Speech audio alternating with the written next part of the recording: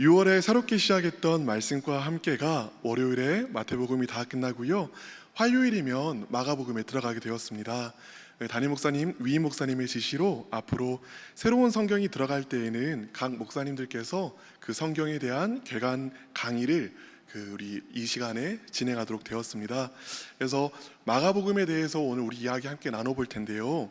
마가복음의 저자인 마가에 대한 설명이라든가 작성 연도, 배경과 같이 마가복음 바깥에서 마가복음에 대해서 알 수 있는 것들은 위임 목사님께서 그 신약 개관 시간에 아주 잘 강의를 하여 주셨습니다. 그래서 저는 오늘 마가복음 본문 바깥이 아니라 본문 안에서 마가복음을 어떻게 읽으면 좋을지에 대해서 함께 이야기를 나누어 보려고 합니다. 어릴 때 교회를 다니면서 가졌던 의문이 한 가지 있습니다. 무엇이냐면요, 예수님께서 왜 사셔야만 했나 하는 것입니다. 왜 죽으셔야 했는지는 알겠어요. 내 죄를 용서해 주기 위해서 예수님께서 죽으셔야 했죠. 그런데 예수님께서 왜 사셔야만 했지? 라고 생각해 보면 답이 마땅치 않았습니다. 이 복음서가 쓰여지기 전에 로마 시대의 그리스도인들도 비슷한 고민을 했을 것만 같습니다. 이들에게 바울 서신은 이미 있었습니다. 바울 서신이 먼저 쓰여졌거든요. 그래서 예수 그리스도께서 내 죄를 위해 죽어주셨다라는 그 확신은 마음 가운데 가득했습니다. 그러니까 그 고난과 어려움에도 불구하고 예수 그리스도의 복음을 붙들었지요. 그런데 예수님께서 왜 사셔야 했을까요? 여기에 대한 질문에 대한 답은 그들도 마땅히 내리기가 쉽지 않았을 것입니다. 그저 죽기 위해 사신 것인가? 그러면 예수님의 삶, 공생에 30년 넘게 사신 것에는 무슨 의미가 있을까요? 이때 예수님에 대한 삶, 예수님의 삶에 대한 이야기가 쓰여진 것이 바로 복음서입니다. 이 책들은 예수님의 죽음이 아니라 예수님께서 사셔서 무엇을 하셨는지를 기록한 책이지요. 그리고 이 중에서도 복음서들 중에서도 첫 번째 책은 마가복음입니다.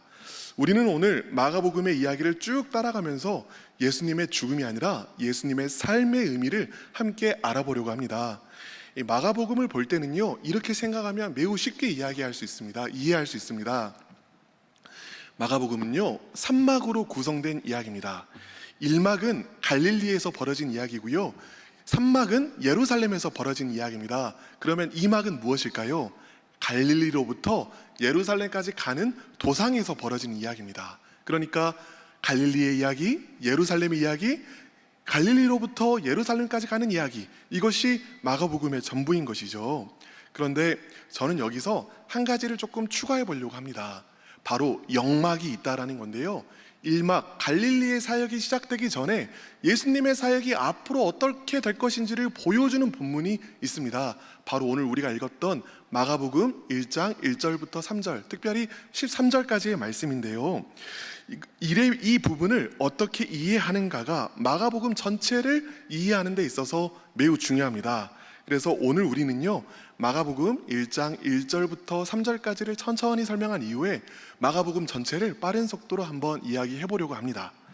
1장 1절입니다. 어떻게 시작하냐면요, 하나님의 아들 예수 그리스도의 복음의 시작이라 라고 이야기를 합니다.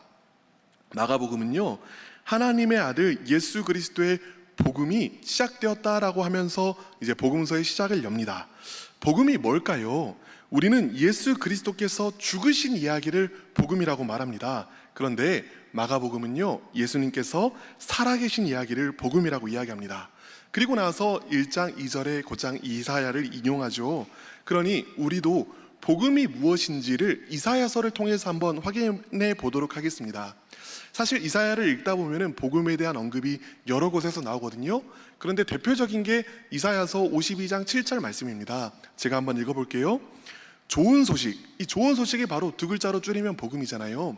좋은 소식을 전하며 평화를 공포하며 복된 소식을 가져오며 구원을 공포하며 시온을 향하여 이르기를 내 하나님이 통치하신다 하는 자의 산을 넘는 발이 어찌 그리 아름다운가.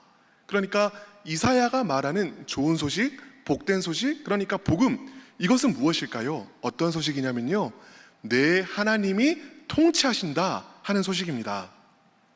이것을 이해하고 마가복음 2절과 3절을 보겠습니다. 2절과 3절, 1장 2절과 3절입니다. 선지자 이사야의 글에 보라, 내가 내 사자를 내 앞에 보내노니 그가 내 길을 준비하리라. 광야에 외치는 자의 소리가 있어 이르되 너희는 주의 길을 준비하라. 그의 오실 길을 곧게 하라. 기록된 것과 같이라고 이야기를 합니다. 이 본문 마가복음 1장 2절부터 3절까지는요, 말라기 본문과 특별히 이사야 40장 3절에서부터 5절까지 말씀을 합한 말씀입니다. 이사야 40장 말씀은요, 바벨론 포로를 향한 말씀입니다. 외치는 자의 소리가 이제 선포할 것이다. 무엇을 선포하냐면 이 소리가 여호와의 길을 곧게 만들고 여호와께서 오실 것이라고 선포할 것이다 라고 이야기를 합니다. 하나님께서 외치는 자의 소리를 통하여 만들어진 그 길을 따라 임하실 것이다 라고 이야기하는 것이 이사야 40장입니다. 자, 그런데 우리가 마가복음을 꾸준히 읽어보잖아요. 그러면 광야에 외치는 자의 소리가 있어 가르되, 그리고 이 광야에 외치는 자의 소리가 주의 길을 준비한다고 했는데 광야에 외치는 소리가 누구이지요? 바로 세례 요한입니다. 세례 요한은 하나님이 오실 길을 예비하는 자라는 것이죠. 그렇다면 이 길을 따라 오시는 분이 누구십니까? 예수님입니다. 그런데 오늘 우리가 이사야 40장을 통해서 미리 본 것과 같이 광야에 선포되는 소리, 이 소리를 통해 만들어진 길을 향해서 오시는 분이 누구라고 했습니까? 하나님이시죠. 그러니까 마가복음 1장 1절부터 3절까지는 무슨 이야기를 하고 있는 거냐면 세례 요한의 선포를 통하여 만들어진 길, 그 길을 따라 오시는 예수님은 사실은 누구라는 겁니까? 하나님이라는 것입니다. 그리하여 예수님께서 이 땅에 오시는 것은 하나님의 임하심이다라는 것이죠.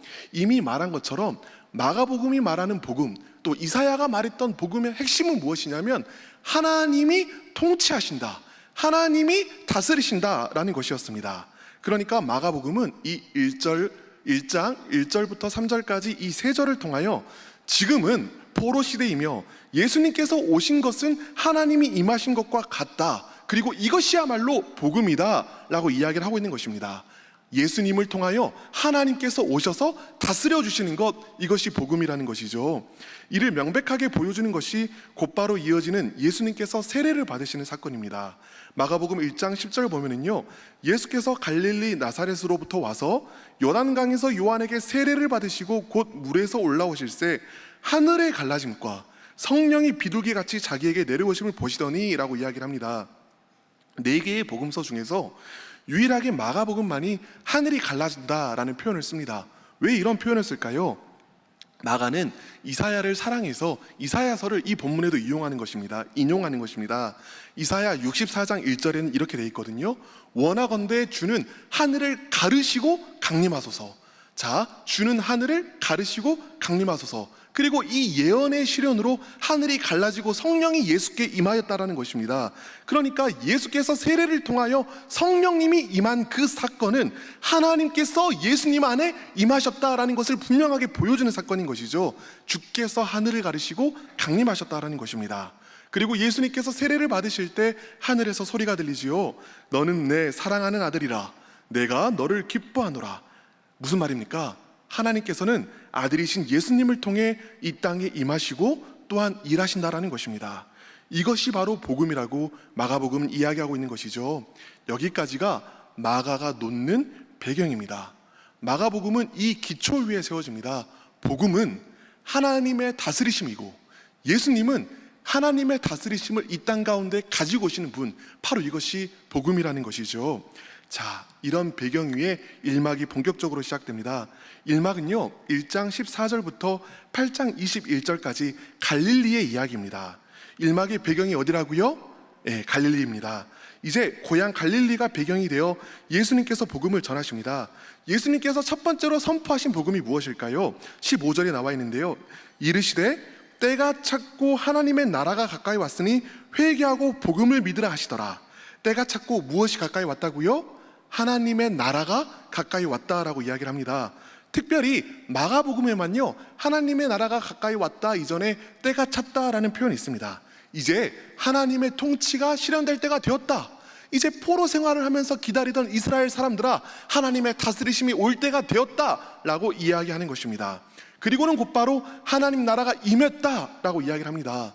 여러분, 우리는 나라 하면은 마음속에 무엇을 떠올리냐면 영토를 떠올립니다. 그런데요, 당시에 이스라엘 사람들은 나라, 하면은 국민을 떠올리는 것도 아니고 영토를 떠올리는 것도 아니고 주권을 마음 가운데 떠올렸습니다. 그러니까 하나님의 나라라고 하면은 우리는 무엇을 떠올리냐면 하나님이 계신 땅을 떠올리잖아요. 천국의 어디. 그런데 이스라엘 사람들은 하나님의 나라 하면 무엇을 떠올리냐면 하나님의 다스리심, 하나님의 통치하심을 떠올립니다. 그러니까 예수님께서는 회개하라, 천국이 가까이 왔다라고 말씀하실 때 이스라엘 사람들은 다 무엇을 알았냐면 이제 하나님의 통치하심이, 하나님의 다스리심이 임했구나, 이것이 바로 복음이구나 라는 것을 알았다라는 것이죠.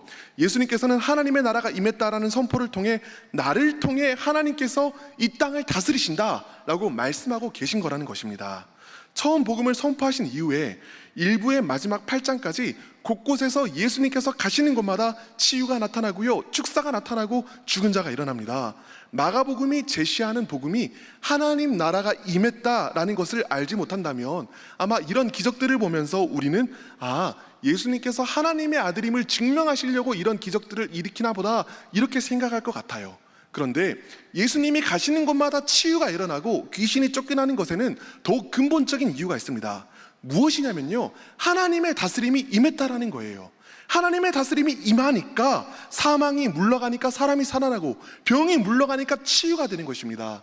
예수님이 가는 곳마다 하나님이 임하여 주셔서 하나님의 통치하심 이 땅 가운데 실현되었던 것이죠. 이 기적들은 예수님을 통하여 하나님의 다스리심이 이 땅에 임하고 회복되는 것을 보여주는 표징인 것입니다. 그러니 들을 귀 있는 자는 예수님 안에 있는 복음을 듣게 되고요, 안타깝게도 들을 귀 없는 자들은 이를 무시하고 오히려 하나님으로부터 점점 더 멀어지게 됩니다. 원래 하나님이 임하신 곳에는 늘 두 가지 길이 놓입니다.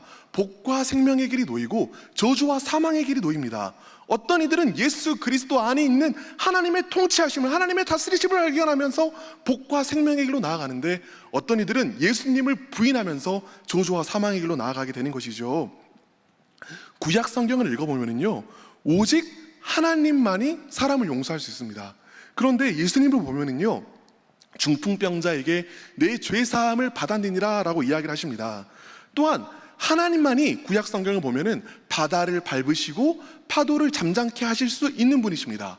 그런데 예수님께서는 뭐를 하시죠? 바다 위를 걸으십니다. 바다를 밟으시는 것이죠. 그리고 파도를 잠잠케 하십니다. 이 모든 본문들이 지시하는 것은 무엇이냐면 예수님을 통해 누가 임하셨다라는 것입니까? 하나님이 임하셨다라는 거예요. 마가복음은 요한복음처럼 명시적으로 예수님이 하나님이시다라고 이야기하지는 않습니다. 그런데 유대교회, 특별히 구약 성경에 친숙한 독자가 천천히 마가복음을 읽으면 다 깨달을 수 있습니다. 예수님이 하나님이시구나, 예수님을 통하여 하나님께서 임하셨구나, 이 사실을 발견하도록 이끌어주는 것이죠. 그러나 제자들은 아직 예수님을 알지 못합니다. 왜냐하면 이 제자들은요, 메시아는 로마로부터 우리를 구원할 자라는 고정관념에 완전히 사로잡혀 있기 때문입니다. 그러나 메시아는 로마로부터 사람을 구원할 자가 아니라 죄와 사망으로부터 사람을 구원하실 분이시지요. 이막의 마지막에서 오병이어와 칠병이어를 거치고도 제자들은 예수님이 어떤 분인지 깨닫지 못합니다. 1막의 마지막에서 오병이어도 일으켰는데 칠병이어도 일으켰는데 여전히 제자들은 예수님이 누구인지를 알지 못해요. 그리하여 예수님께서는 제자들에게 눈이 있어도 보지 못하며 귀가 있어도 듣지 못하느냐 책망하시고 이렇게 이야기하십니다. 아직도 깨닫지 못하느냐. 이렇게 1막은 예수님을 통해 임한 하나님의 나라에 대해서 이야기하고 아직 제자들이 그 사실을 깨닫지 못하고 있음을 보여줍니다. 자, 1막은 어디에 이야기라고 했죠? 갈릴리의 이야기라고 했습니다. 자, 그럼 2막은 어디에 이야기라고 했습니까? 갈릴리로부터 어디까지 가는 이야기? 예루살렘까지 가는 이야기라고 했습니다. 답답한 제자들에 대한 이야기로 1막이 끝나고 8장 22절부터 10장까지 곧바로 2막이 시작됩니다. 말씀드린 대로 갈릴리를 떠나 예루살렘으로 가는 길입니다. 재미있게도 이 막은요, 맹인을 고치는 기사로 시작해서 맹인 바디메오가 고침받는 이야기로 끝이 납니다. 그러니까 마가가 이렇게 복음서를 쓸 때에는 너무나 분명한 의도가 있는 것이죠. 이 막에서 마가는요, 예수님이 누구인지를 바로 보아야 한다라고 이야기를 하는 것입니다. 마가 너머에서 역사하신 성령께서는 이 마가복음을 통하여 예수님이 누구인지를 바로 보아야 해, 그것이 이 갈릴리로부터 예루살렘까지 가는 도상에서 일어나야 해 라고 말씀하시는 것이지요. 이막이 시작되고 첫 맹인을 고치실 때 예수님께서 어떻게 고치시냐면 맹인의 눈에 침을 뱉으시고 안수하십니다. 그런데 바로 고침받는 것이 아니라 맹인은 맨 처음에는 나무 같은 것이 지나가는 것 같아요 라고 이야기를 해서 예수님께서 다시 안수하여 주시니까 그 이후에야 분명하고 밝히 봅니다. 예수님에 대해 아는 것이 점점 밝아지고 있음을 말해주는 것입니다. 제자들이 딱 이렇게 예수님을 인정해 나갑니다. 예루살렘으로 가는 길 위에서 예수님께서는 예수님을 통해 임한 하나님 나라는 십자가를 통해 완성된다라는 것을 알려주시길 원하세요. 그러나 제자들은 처음에 이것을 도무지 알지도 못하고 인정하지도 않습니다. 이 맹인을 치유하신 사건 이후에요, 예수님께서는 사람들이 나를 누구라 하느냐 하고 제자들에게 물어보세요. 그리고 제자들에게 곧장 너희는 나를 누구라 하느냐라고 물어보십니다. 8장 27절이거든요. 근데 그때 베드로가 수제자잖아요. 대표해서, 제자들을 대표해서 이야기합니다. 주는 그리스도 신이이다. 사실 이때 베드로가 예수님을 온전히 이해한 것은 아닙니다. 당시에 대부분의 사람들이 그랬듯 베드로 역시 그리스도를 로마로부터 승리를 줄 자로 생각하고 있었어요. 그런데 예수님께서는, 우리의 선한 예수님께서는 그 온전하지 않은 고백을 받으시고 자신이 십자가에서 죽임을 당하고 사흘 만에 다시 살아나야 할 것을 이야기하기 시작하십니다. 제자들의 눈을 밝히시기 시작한 것이죠. 제자들의 눈이 더 밝아지게 된 계기가 있습니다. 변화산 사건입니다. 변화산에서 예수님께서는 영광의 광채로 빛나시고 엘리야와 모세와 더불어 만나십니다. 하늘에서 음성이 들리는데 세례할 때 사건과 마찬가지로 내 사랑하는 아들이라 라고 말씀하십니다. 예수님이 인간적인 메시아로서 로마로부터 해방을 주실 분이 아니라 참된 하나님의 아들로서 하나님의 영광을 가지고 계신 분이심이 변화산 사건에서 드러나게 된 것이죠. 이제 제자들의 눈은 조금 더 밝아지게 됩니다. 이 사건 이후에도 예수님께서는 자신이 고난을 받아 죽을 것이고 또한 부활할 것이라고 2번 더 말씀하여 주십니다. 총 3번 말씀하여 주시는 것이죠. 그런데 이 3번의 이야기를 들어도 제자들은 도무지 이해하지 못합니다. 이런 제자들에게 예수님은 자신의 죽음의 의미를 이렇게 설명하여 주십니다. 마가복음의 핵심 구절이자 이달의 암송 구절입니다. 인자가 온 것은 섬김을 받으려 함이 아니라 도리어 섬기려 하고 많은 사람들에게 자기 목숨을 대속물로 주려 함이라. 마가복음 10장 45절 말씀이지요. 예수님은 다스리는 분이시다. 이건 맞아요. 그런데 예수님의 다스리심은, 예수님의 통치하심은 세상의 다스림과 통치하심과는 다르다라는 겁니다. 무엇이 다릅니까? 폭력적인 다스림이 아니라요, 사랑의 다스림입니다. 또한 섬기는 다스림입니다. 그리고 이 하나님 나라의 통치하심은요, 어디에서 가장 분명하게 드러나냐면 십자가에서 가장 분명하게 드러난다는 겁니다. 예수님께서는 이 십자가에서 다른 사람들이 죄인으로 죽어야 할 그 죽음을 대신 지고 자기 자신이 하나님의 아들로서 죽으심으로써 하나님의 사랑이 어떤 것인지를 세상에게 보여줄 것이다 라고 말씀하여 주신 것이지요. 그리고는 제자들에게, 곧 우리들에게 명령하십니다. 너희도 너희 십자가를 지고 나를 따르라. 우리도 사랑으로 하나님의 나라가 이 땅 가운데 이미 임하였음을 보이라는 것이죠. 우리의 섬김과 사랑은 사실 힘들고 아픈 일이에요. 십자가처럼 나를 찌르고 괴롭게 할 것이나, 우리는 우리의 십자가를 통해 사람들을, 이 하나님께서 우리를 통해 세상을 향하여 하나님 나라가 임하였다라고 말하는 것을 선포하게 될 것입니다. 그러므로 예수님께서는 너희도 너희 십자가를 지고 나를 따르라 라고 이야기하시는 것이죠. 이 막의 마지막에서는요, 이 막의 시작과 마찬가지로 맹인 바디메오가 단번에 고침을 받습니다. 이제 이전에는 보지 못하는 자가 밝히 볼 때가 왔다라고 이야기해 주시는 것입니다. 이제 우리도 밝히 보아야겠지요. 죄를 용서받는 것만이, 예수님의 십자가의 죽음으로 죄를 용서받는 것만이 복음이 아닙니다.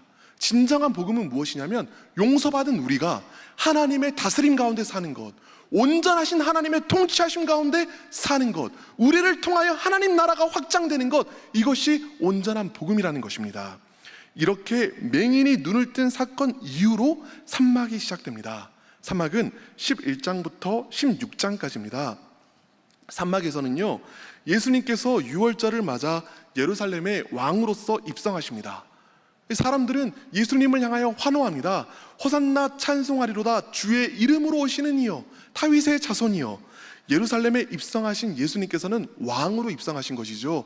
그리고 입성하시자마자 성전부터 정화하시면서 주의 권위를 보이십니다.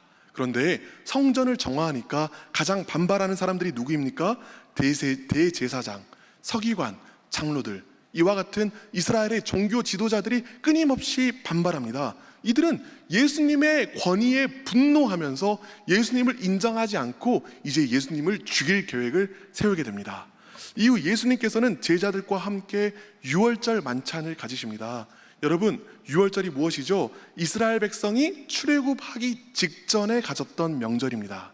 유월절 어린 양이 이스라엘 백성을 대신해 죽음으로써 이집트의 노예로 살던 백성들에게 온전한 해방을 준 것이죠. 아직 제자들은 유월절 만찬에 참여하면서도 다 깨닫고 있지 못하였습니다. 그런데 예수님께서는 지금 이 유월절 만찬, 마지막 만찬을 통하여 무슨 이야기를 하고 계신 거냐면, 내가 유월절 양이다. 내가 죽음으로써 너희에게 온전한 해방, 참된 해방을 줄 유월절 양이다 라고 말해주고 계신 것입니다. 이 유월절 식사를 통하여 왜 하나님 나라를 선포하시던 예수님이 십자가에서 죽으셔야만 하는가가 온전히 설명되는 것이죠. 이 땅에 사람을 다스리는 것은 로마가 아니라는 겁니다. 그보다 더욱 배후에 있는 죄와 사단과 사망이 사람들을 다스립니다. 어떤 사람들은 이렇게 말할지도 모르겠어요. 내가 나를 다스리는데요, 그 어떤 세력도 나를 다스리지 않는데요, 그런데 내가 나를 다스린다고 말하는 사람들의 삶을 지켜보면 그 사람들이 기뻐하고 원하고 바라는 것은 온통 죄인 것을 알 수 있습니다. 죄가 다스리는 사람들마다 자기가 자기 스스로를 다스린다고 속고 있으면서도 죄의 다스림을, 사단의 다스림을 받고 있는 것이죠. 죄가 다스리는 것이 바로 이 세상인 것입니다. 예수님께서 모든 사람들의 죄를 지고 죽으신 때라야 죄를 용서하시고, 우리가 지은 죄를 용서하시고 죄와 사망에서 우리를 위하여 대신해서 죽어주실 때라야 우리는 진정한 해방에 이룰 수 있습니다. 누구든지 죄를 범하는 자마다 죄의 종이잖아요. 그러면 이 죄의 종에서 벗어날 수 있는 방법이 무엇입니까? 누군가가 나를 위하여, 나를 대신하여 죄를 지고 죽어주는 것입니다. 그 역할을 예수님께서 해주시겠다는 것이죠. 그때야 내가 죄에 대한 모든 삭시 청산된 이후에라야 하나님의 온전한 다스리심이, 하나님의 온전한 통치가 우리 가운데 임한다라고 말하는 것입니다. 그렇기 때문에 하나님의 나라를 위하여, 온전한 하나님의 다스리심을 위하여, 우리를 죄와 사망에서부터 포로 해방을 주시기 위하여 예수님은 십자가에서 죽으셔야만 했던 것이죠. 예수님께서 우리를 위하여 피 흘리셔야 우리에게는 죄와 사망으로부터 온전한 해방이 임합니다. 참으로 하나님의 나라는 십자가를 통해서만 우리에게 임하는 것입니다. 예수님께서는 십자가에서 자신의 백성을 대신해 죽음으로써 그 백성에게 온전한 해방, 참된 자유를 주십니다. 이사야서에 나오는 고난받는 종이 딱 그랬거든요. 고난받는 종이 자신이 죽음으로써 이스라엘에게 해방을 가져옵니다. 이 고난받는 종이, 유월절 어린 양이 예수 그리스도이신 것이죠. 유월절 식사 이후의 과정은 긴박하게 흘러갑니다. 마가는 이 과정에 대해서 자세하게 묘사하지 않아요. 예수님은 체포되시고 종교 지도자들과 빌라도에게 재판을 받으시고 십자가에서 처형을 당하십니다. 제자들은 다 떠나가고 어둠이 하늘을 덮고 예수님께서는 엘리 엘리 라마 사박다니 한마디 말과 함께 돌아가십니다. 그리고 역설적으로 십자가 위에는 유대인의 왕이라는 명패가 달려있지요. 유월절의 식사의 의미를 아직 이해하지 못했던 제자들에게는 이것이 너무나 충격적인 사건이었을 것입니다. 왜냐하면 예수님께서 많은 무리를 이끌고 왕이 되어 로마의 지배를 끝장내 주기를 바랬기 때문입니다. 근데 이들의 기대가 십자가에서 박살나게 된 것이죠. 이 혼란함 속에서 예수님 무덤에 앉아있던 흰 옷을 입은 청년은 예수님의 부활을 선포합니다. 이 부활이 모든 생각들, 제자들의 모든 잘못된 생각들을 뒤집어서 무엇이 올바른지를 알려줍니다. 예수님의 죽음에 참된 빛을 비추이는 것이죠. 사람들은 예수님의 모든 시도는 죽음으로 끝났다고, 이제 실패했다라고 이야기합니다. 그런데 부활은 십자가가 죄와 사망에서 진정한 해방을 가져오는 하나님의 방법이 맞다, 하나님께서 그것이 맞다라고 선언하셨기 때문에 예수 그리스도께서 부활하실 수 있었다라고 선언하여 줍니다. 예수님의 부활은 우리가 참으로 죄에서 해방되고 참으로 사망에서 해방되었다는 완벽한 증거입니다. 그리고 이제 하나님의 다스리심이 온전히 우리에게 임했다라는 분명한 증거인 것이죠. 충격과 혼돈 속에 있는 이들 모두에게 부활은, 예수 그리스도의 부활이 하나님의 다스리심이라는, 십자가가 진정한 하나님의 다스리심이라는 온전한 증거가 되어줍니다. 제가 오늘 설교를 시작하면서, 강의를 시작하면서 서두에서 예수님이 죽으신 이유가 아니라 사신 이유가 무엇인지에 대해서 물었습니다. 예수님은요, 그저 죽기 위해 사신 것이 아닙니다. 예수님께서는 하나님으로서 이 땅에 오셔서 죄와 사망에 묶인 사람들에게 하나님 나라의 통치를 회복해 나가고자 사신 것입니다. 즉 하나님의 나라, 이것이 예수님께서 사신 이유라고 말할 수 있는 것이죠. 예수님의 십자가는 무엇입니까? 하나님의 나라를 이 땅에 온전히 임하게 하기 위한 하나님의 방법입니다. 십자가를 통한 하나님의 나라, 십자가를 통해 임한 하나님의 다스리심, 이것이 마가복음을 읽는 우리의 방법이 되어야겠습니다. 이상입니다. 이제 기도하도록 하겠습니다. 사랑하는 하나님, 감사합니다. 예수님을 통해 하나님의 나라가 우리에게 임하였습니다. 예수님의 십자가를 통해 우리를 다스리던 죄와 사망의 세력이 끊어지며 하나님의 통치가 우리 가운데 임하였습니다. 사랑과 섬김으로 이 땅에 임한 하나님의 나라를 세상에 증거하는 우리가 되도록 은혜를 더하여 주시옵소서. 예수님의 이름으로 기도합니다. 아멘.